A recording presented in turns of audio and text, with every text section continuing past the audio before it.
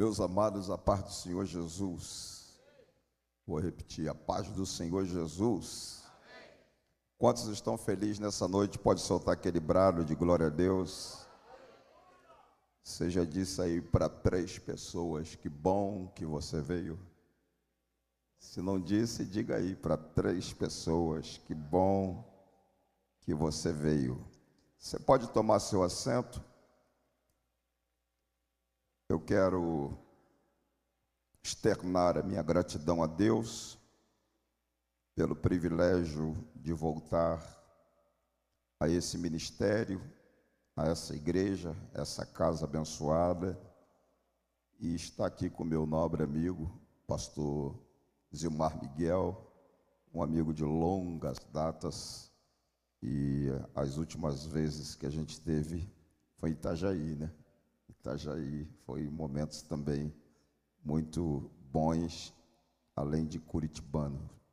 Também louvamos a Deus por rever aqui o meu amigo pastor Reuel. Cadê pastor Reuel?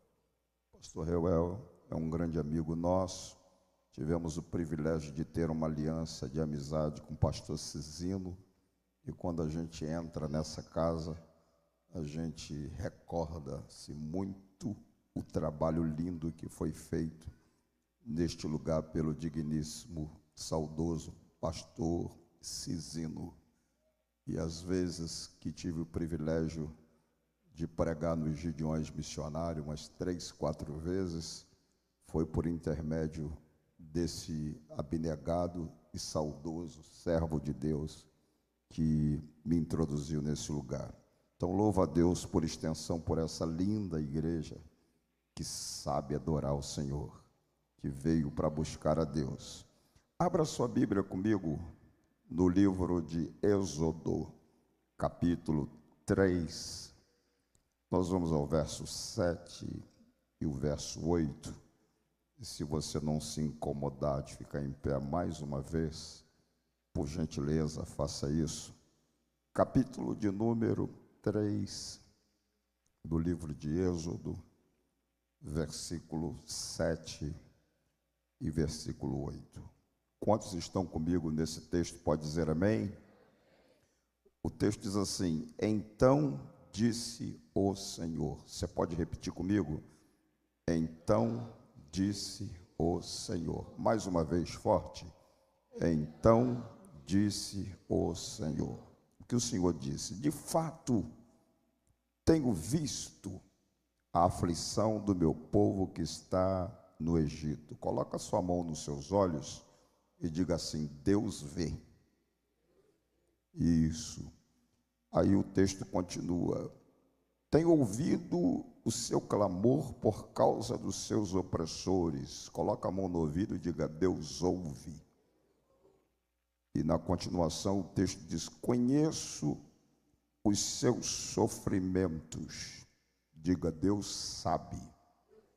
Então repete, a mão na vista: Deus vê, Deus ouve, Deus sabe. Por isso desci para livrá-lo das mãos dos egípcios, para fazê-lo subir daquela terra para uma terra boa, para uma terra larga, uma terra que mana leite e mel. O lugar de quem? Me ajuda aí, o lugar de quem? Do cananeu, mas quem? Do Eteu, do Amorreu, do Eveu, do Jebuseu, e do Eveu e do Jebuseu. Isso. Antes de você sentar, eu queria que você repetisse sem constrangimento. Bota a mão na vista e diga: Deus vê. A mão no ouvido: Deus ouve. A mão no peito e diga: Deus sabe. Agora vira para alguém e diga: por isso Ele se importa com você. E comigo também. Amém? Pode tomar o seu assento. Pode tomar seu assento.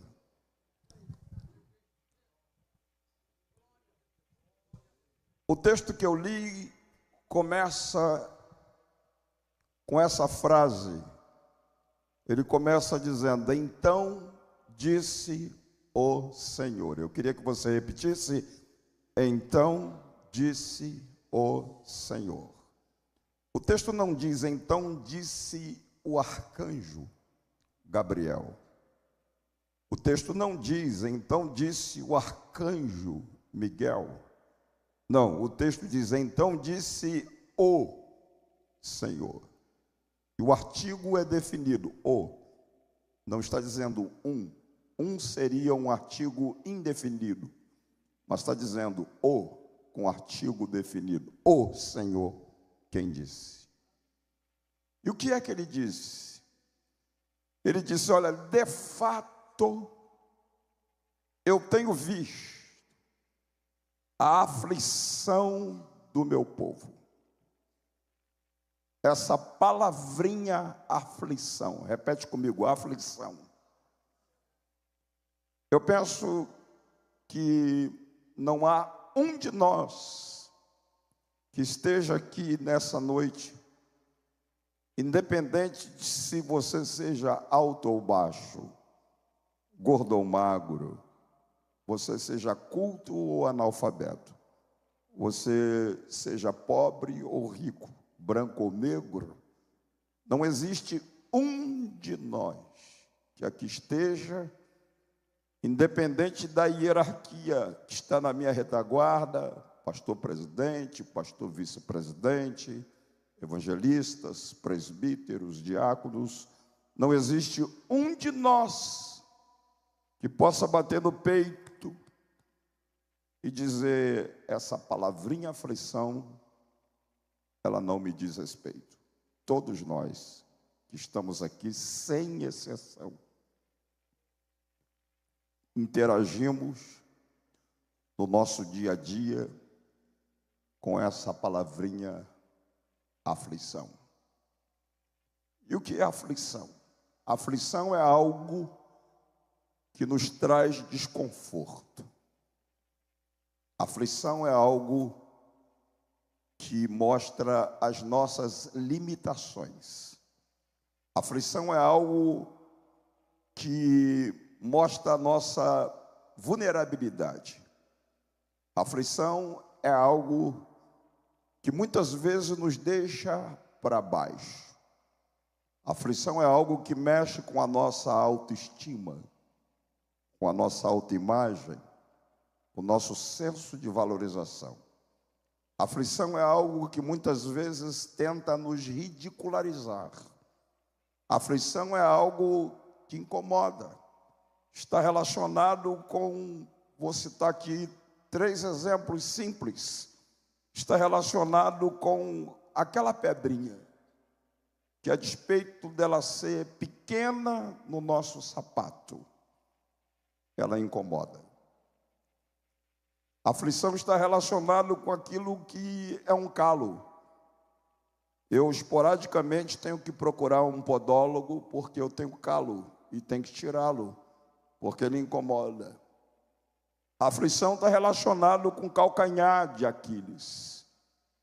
Muitas vezes você está ereto, e aqui na minha retaguarda todos estão vestidos de terno, gravata, e parecendo executivos, e olhando, a grosso modo, pela aparência dos nobres que estão na minha retaguarda, parece que tudo está indo de vento em polpa na vida da gente. Mas calcanhar de Aquiles é algo que aparentemente eu estou ereto, em pé na sua frente. Algumas mulheres estão bem trajadas nessa noite e algumas se cuidaram com a sua aparência, na forma de se vestir, e olhando para elas parece que tudo está indo de vento em popa. No entanto, o calcanhar de Aquiles, você só descobre que tem quando você se mexe. Quando você resolve andar para o lado ou para frente, aí você tem que mancar. E alguns de nós que estamos aqui estamos mancando, porque temos um calcanhar de Aquiles. Se não é um calcanhar de Aquiles, pelo menos uma pedrinha, por mais minúscula, que aparenta ser o tamanho dela, se ela tiver no seu sapato, ela te incomoda.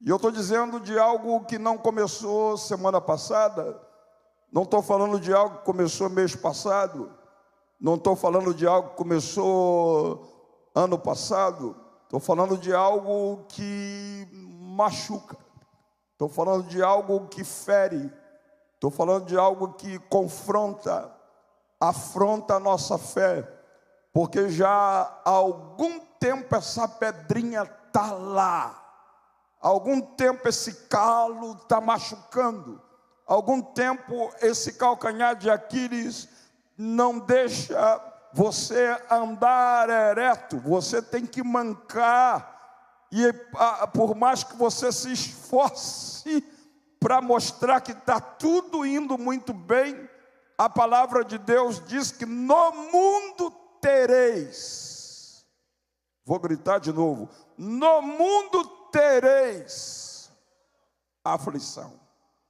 Então não tem um aqui que bata no peito e diga: eu não tenho nenhuma pedrinha no meu sapato, eu não tenho nenhum calo no meu sapato, eu não tenho calcanhar de Aquiles. Todos nós, numa dimensão ou em outra, estamos interagindo no nosso dia a dia com essa palavrinha, a aflição, que é algo que nos traz desconforto, é algo que nos debilita, é algo que nos machuca, é algo que nos fere, é algo que mostra as nossas limitações e nos deixa constrangidos. E Deus nessa noite se manifesta entre nós pela palavra e grita em bom e alto som: eu tenho visto. Não, você não escutou. Não foi Miguel quem disse, não foi Gabriel quem disse, mas foi Deus que se levantou do trono e gritou para Camboriú nessa noite, dizendo: eu tenho visto a aflição do meu povo, eu tenho visto a aflição dessa mãe, no que se refere a esse filho que está nas drogas. Eu tenho visto essa aflição desse avô com relação a esse neto que lhe peita e lhe agride. Deus está dizendo: eu tenho visto a aflição desse homem, dessa mulher, diante dessa enfermidade que invadiu o seu corpo sem a sua aquiescência, sem o seu consentimento, e os médicos não têm mais recurso. Deus está dizendo: eu tenho visto a aflição do meu povo. Agora Jesus disse: no mundo tereis aflição. Todos nós temos aflição. E o agravante que não parou Jesus. O salmista disse: muitas são as aflições do justo.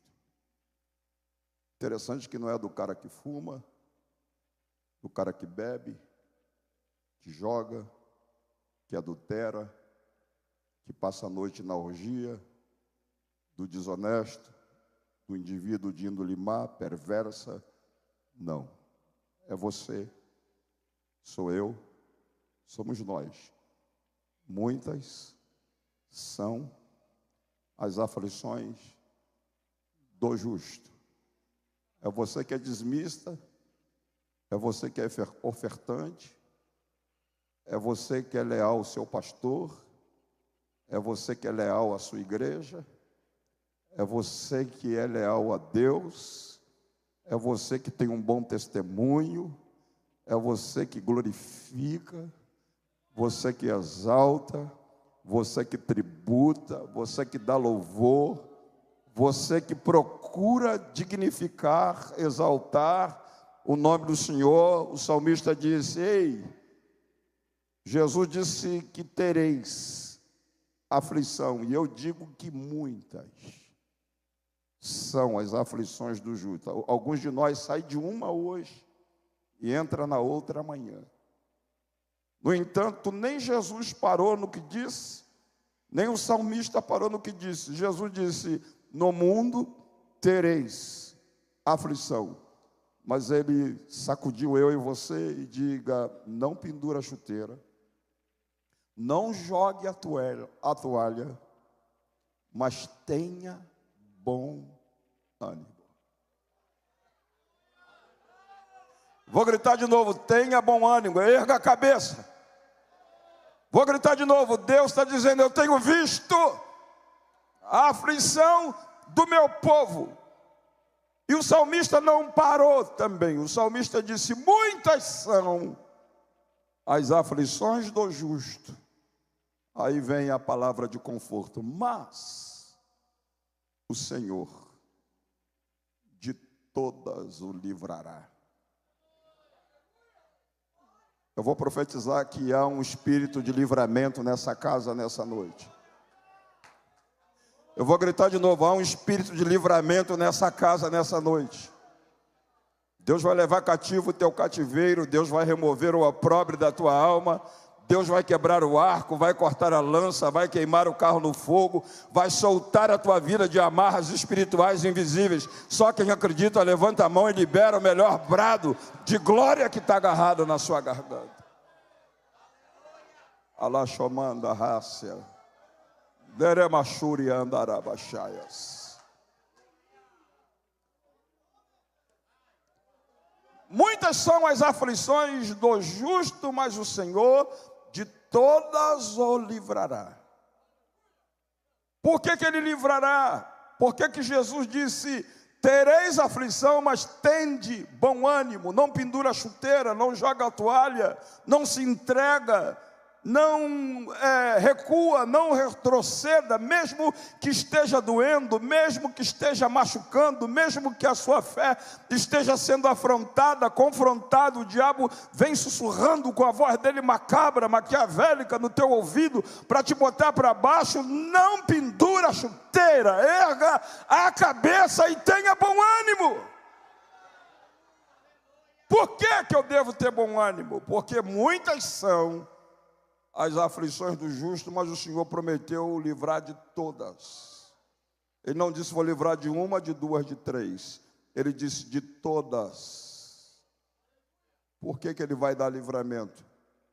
Porque ele não deixa nenhum de nós ser provado além das nossas forças de suportar. Quando o calo está machucando, quando a pedrinha está incomodando, quando o calcanhar de Aquiles está me entortando, está querendo me fazer curvar, aí eu digo, na minha fragilidade, como talvez você já disse: Deus, não aguento mais. Eu estou no meu limite. Numa linguagem lá do carioca, se o Senhor não fizer alguma coisa, eu vou chutar o balde. Eu vou jogar tudo para o alto, porque eu estou no meu limite. Aí Deus se manifesta e diz assim: você não está em limite nenhum. Isso é um equívoco da sua parte. Aí você fala: não, eu tô sentindo que se o Senhor não fizer nada, eu estou no meu limite. Aí ele diz: eu não deixo nenhum de vocês ser provado além da vossa força de suportar. Aí ele diz: você, mulher, só está nessa luta, você, homem, só está nessa luta, você só está nessa batalha porque você aguenta. Vou gritar de novo: você aguenta. Se tu não aguentasse, tu não teria nem saído de casa para estar no culto nessa noite. E porque você aguenta, levanta essa mão e libera o melhor brado de glória. Aleluia! Primeiro, ele não deixa nenhum de nós ser provado além das nossas forças de suportar. E aí vem a promessa: com a prova virá o escape. Pode ser essa noite o último dia dessa guerra. Pode ser essa noite o último dia dessa batalha. Porque com a prova virá o escape. E aí o Paulo ironiza a nossa confissão, dizendo que não aguenta mais. Paulo diz, olha, se aguenta porque essa leve. Oh. E quem falou que é leve foi alguém que tinha um espinho na carne. Que durante 3 vezes ao dia clamou, não aguento, estou no meu limite. Aí o Senhor disse, a minha graça te basta. E o meu poder se aperfeiçoa nas tuas fraquezas. Tu não pode, mas eu posso. Tu não tem, mas eu tenho. Tu não és, mas eu sou. Levanta essa mão e libera o melhor brado de glória.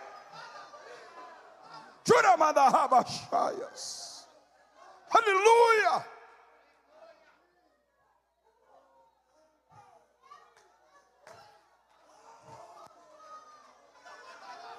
Aleluia. Parece que eu vejo Paulo aqui entre nós. Paulo aqui entre nós me sacudindo você, dizendo assim, essa leve. Aí você fala, Paulo, tu não está no meu lugar. Você não sabe como é que vai meu casamento. Você não sabe como é que está a minha saúde. Você não sabe como é que anda as minhas finanças. Você não sabe o que eu estou passando, Paulo. Aí Paulo diz, eu não quero nem saber. Só quero dizer para você que é leve. Aí ele diz, essa leve, aí vem uma promessa, leve e momentânea. O que você está passando não veio para ficar. Primeiro você aguenta, porque é leve. Segundo, é momentâneo. Não vem para ficar. Uma hora você vai largar esse fardo, esse jugo, porque o fardo de Jesus é leve, o jugo de Jesus é suave. E Ele está aqui nessa noite dizendo, vinde a mim, todos vós que estáis cansados, oprimidos e sobrecarregados, eu vos aliviarei, encontrareis descanso para as vossas almas. Ele diz, essa leve e momentânea tribulação. Aí ele diz, tem um propósito que você está passando. Produz eterno peso de glória, acima de toda comparação. Tem gente que te conhece hoje, mas não vai te conhecer amanhã.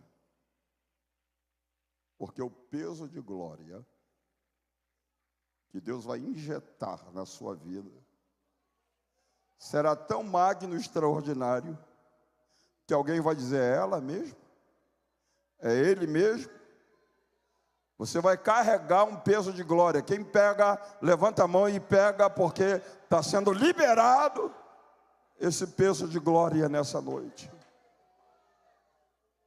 Agora eu gosto do texto porque Deus não disse apenas, tenho visto. Ele disse, eu tenho ouvido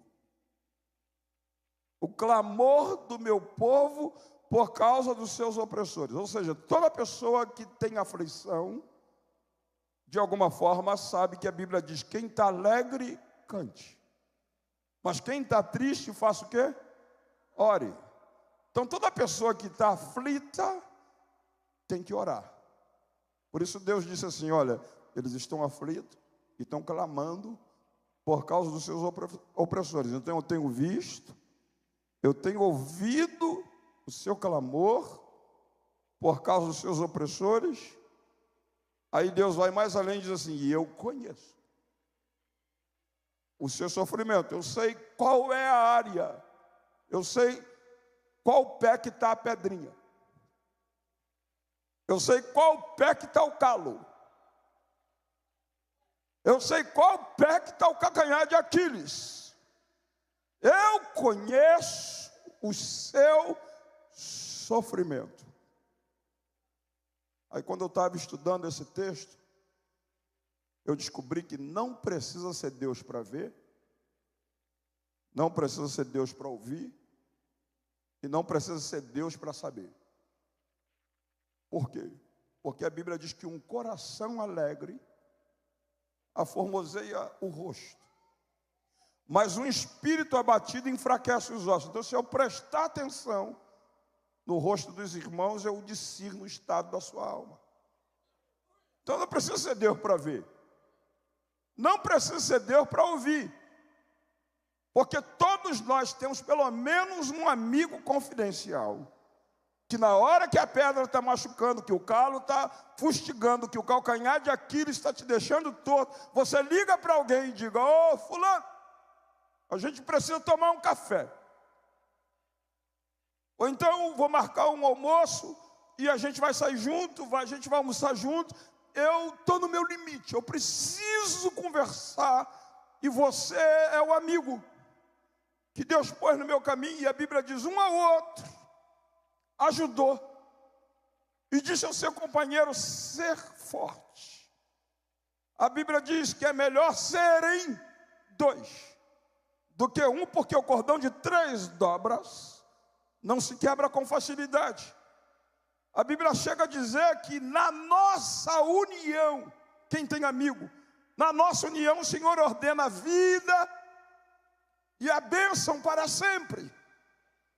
Então está doendo, eu grito: eu quero conversar com você.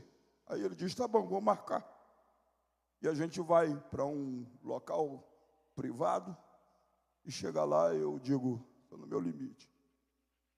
E você é um amigo mais chegado do que um irmão, ou uma amiga mais chegada do que uma irmã.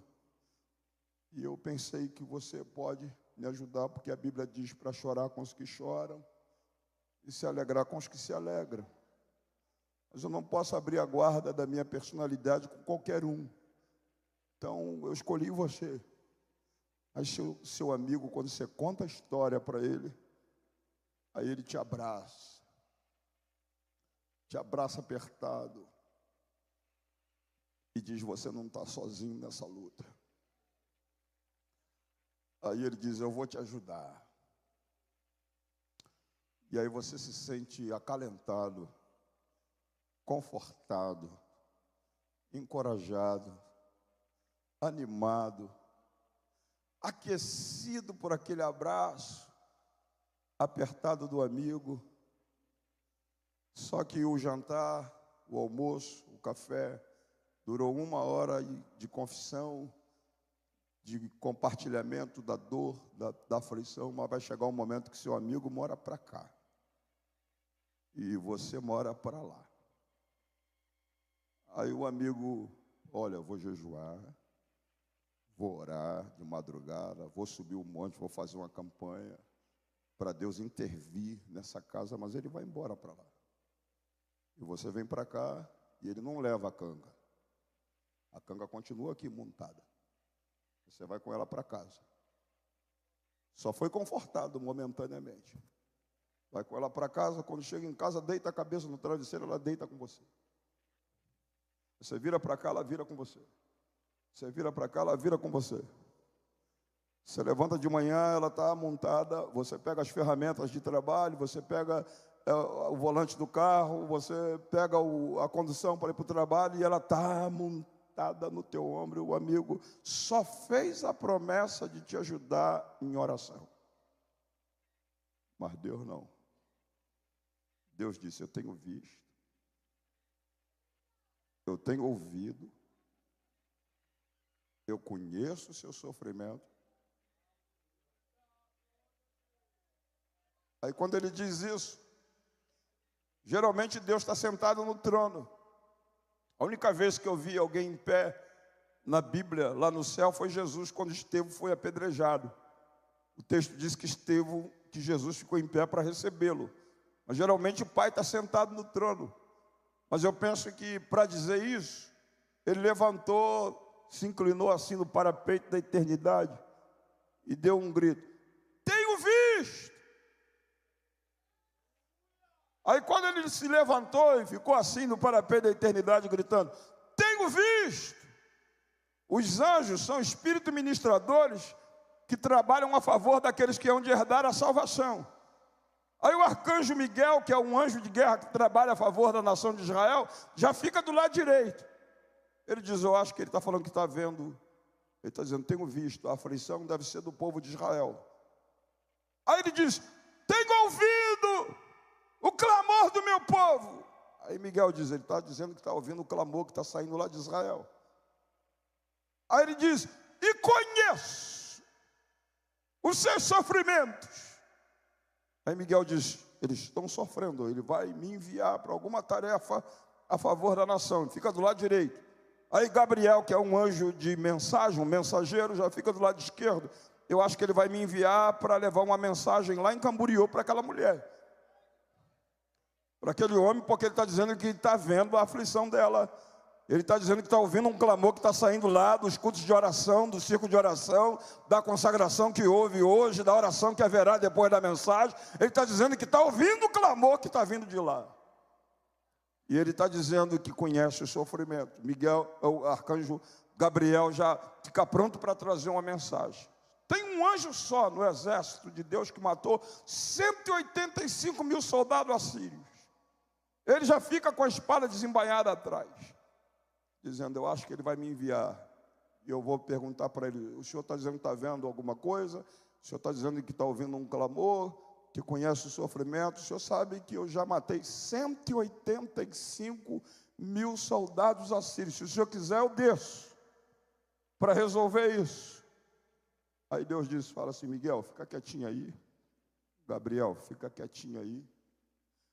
O anjo, fica quietinho aí, porque eu me importo tanto com ela, eu me importo tanto com ele, que é eu mesmo que vou descer. Não, vou gritar de novo. Ele está dizendo, é eu mesmo que vou descer. E ele já desceu aqui nessa noite. Eu vou gritar de novo, ele já desceu aqui nessa noite. Essa casa está impregnada de uma fragrância, a fragrância da rosa de Saron. Essa casa está impregnada do cheiro do lírio dos vales, do brilho da estrela da manhã, do rugir do leão da tribo de Judá, que nunca perdeu uma batalha para Satanás, porque ele já desceu. Levanta a tua mão para recebê-lo e salta o melhor brado de glória. Só que quando ele vai descendo, Miguel pergunta, para que o Senhor vai descer? Se eu posso fazer isso. Aí ele diz, eu vou descer porque eu vou tirá-los daquela. Aí tem um pronome demonstrativo no texto, daquela terra. Que terra é aquela? Terra do déspota, Faraó. A terra do prepotente, do arrogante, que olha com altivez para você, de cima para baixo, te humilha. Ele está dizendo, eu vou te tirar daquela terra. Daquele lugar que as pessoas te humilham, te bota para baixo, te ridiculariza, te diz que você não vai decolar, não vai alçar voo, não vai sair do chão. Eu vou te tirar daquela terra. E o que o senhor vai fazer comigo? Vou levá-lo para uma terra boa. Não, vou profetizar de novo, você não acredita? Vou dizer de novo, vou levá-lo para uma terra boa. Com uma terra com espaço, terra larga, terra espaçosa. E vou levá-lo para um lugar que mana leite e que mana mel. Ele já desceu. Ele está aí de mão dada com você agora. Ele está te puxando do lugar dessa aflição. Ele está te puxando do lugar desse sofrimento, dessa dor, dessa decepção, desse trauma, dessa sequela, desse resquício. Ele está te tirando daí. E essa noite ele vai te levar para um lugar largo, espaçoso, para uma terra que mana leite e mel. Quantos acreditam no que eu estou pregando? Fica de pé. Fica de pé em nome de Jesus se você acredita no que eu estou pregando. Eu queria que você fizesse um ato de fé nessa noite. Gritasse bem alto para o inferno escutar. A terra é boa. Não, você não acredita no que eu estou pregando, senão você tinha falado mais alto. Vou dizer, a terra é boa. Abre o braço, diga, a terra é larga. Dá um passo para o lado, a terra é espaçosa. Faz um barulhinho assim no ouvido do capeta, ó, mana leite, ó.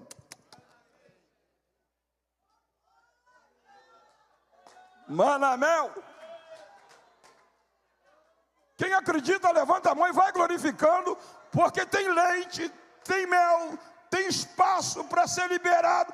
Toda restrição, todo confinamento vai cair por terra nessa noite, em nome de Jesus, porque Deus vai ampliar as estacas da sua tenda, vai ampliar os seus territórios.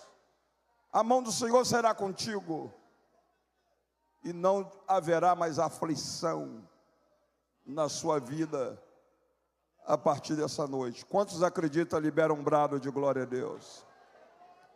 Tá, vou terminar aqui porque o meu horário está faltando 5 minutos para mim terminar. Escute só, eu não posso ser leviano. Eu não posso ficar fazendo uma promessa para você que não é a realidade. Lamento, mas eu vou botar um balde de água fria em todo esse entusiasmo seu. Eu disse que a terra é larga, que a terra é espaçosa, que a terra mana leite, mana mel, que Ele vai te levar para lá. Vou perguntar de novo, você acredita nisso? Mas a notícia que eu tenho para dar para você é desalentadora. Prefere que eu termine e não dê a notícia, ou quer que receber a notícia? Quer saber da notícia? Vou falar baixinho. A terra está ocupada. Tem cananeu bebendo seu leite.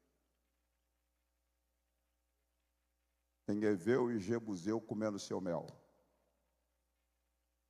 O espaço que era para você ter ocupado na vida até agora, tem Jebuseu, Eteu, Cananeu ocupando seu espaço.